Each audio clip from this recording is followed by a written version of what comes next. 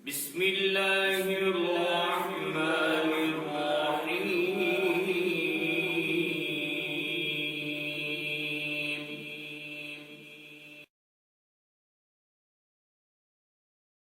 تاریخ اسلام کو بیان کر رہے ہیں۔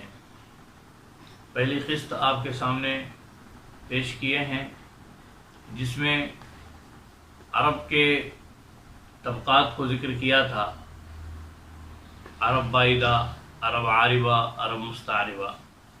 عرب بائدہ کے تعلق سے مکمل بات واضح طور پر ماقبل میں آ چکی ہے۔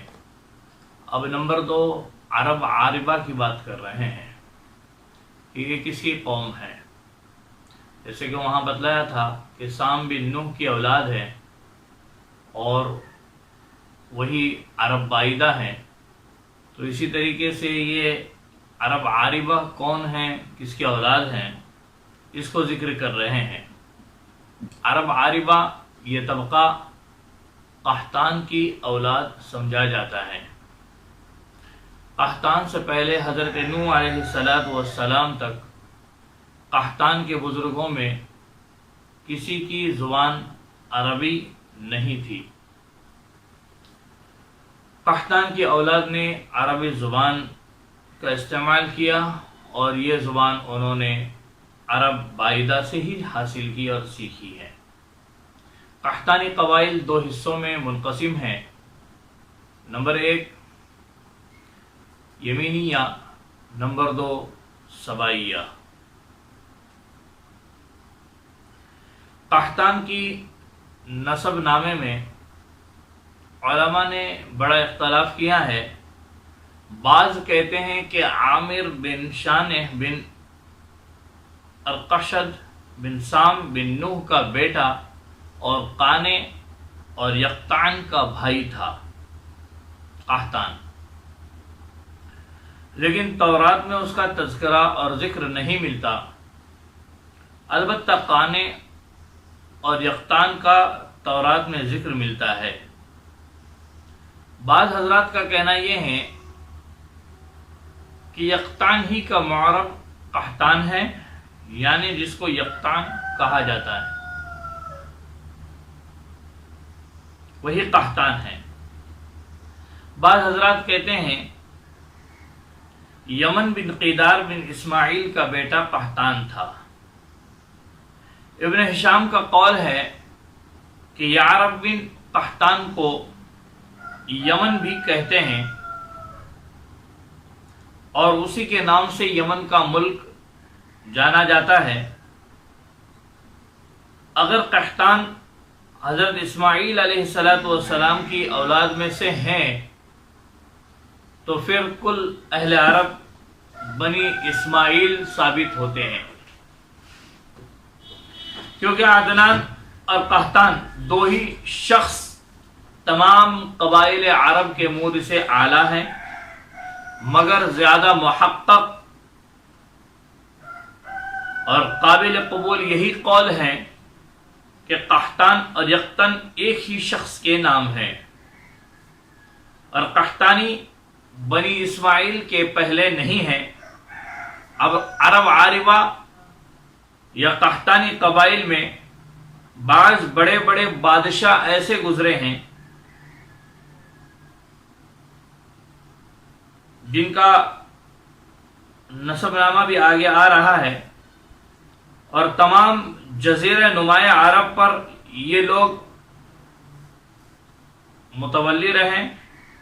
یعرب بن قحطان نے عرب بائدہ کی رہی صحیح تمام نسلوں اور نشانیوں کا خاتمہ کر دیا تھا، جیسا کہ ماقبل میں بھی اس کا ہم نے ذکر کیا ہے۔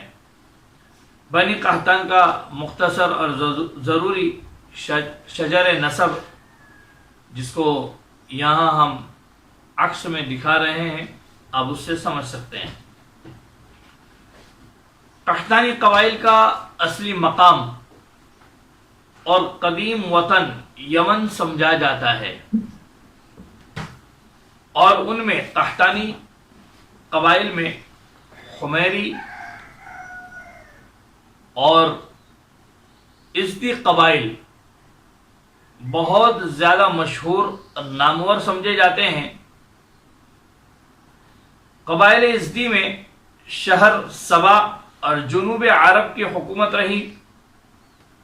انہوں نے ملک یمن کی آبادی اور سرسبزی میں خاص طور پر بہت ساری کوششیں کی، اور انہی میں ملکہ بلقیس بھی تھی جو حضرت سلیمان علیہ السلام کے زمانے میں تھی۔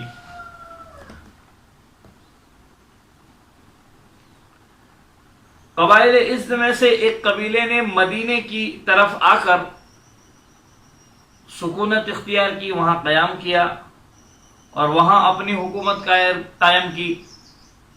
خزاعہ نے مکۃ المکرمہ کی طرف توجہ کی اور وہاں آ کر قبیلے جرہم کے جو پہلے سے آباد تھے ان کو شکست دے دی۔ ازد کا بیٹا نصر تہامہ کے طرف چلا گیا، وہاں وہ آباد ہوا، اور خزاعہ کا ایک بیٹا عمران عمان کی طرف جا کر آباد ہوا، اور اس کی اولاد ازد عمان کے نام سے جانی جاتی ہے۔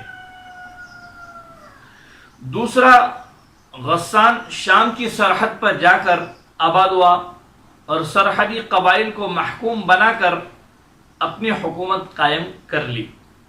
یمن میں قحطانی سلاطین کی حکومت 7ویں صدی عیسوی تک قائم رہی۔ 7ویں صدی عیسوی تک قحطانی حکومت چلتی رہی۔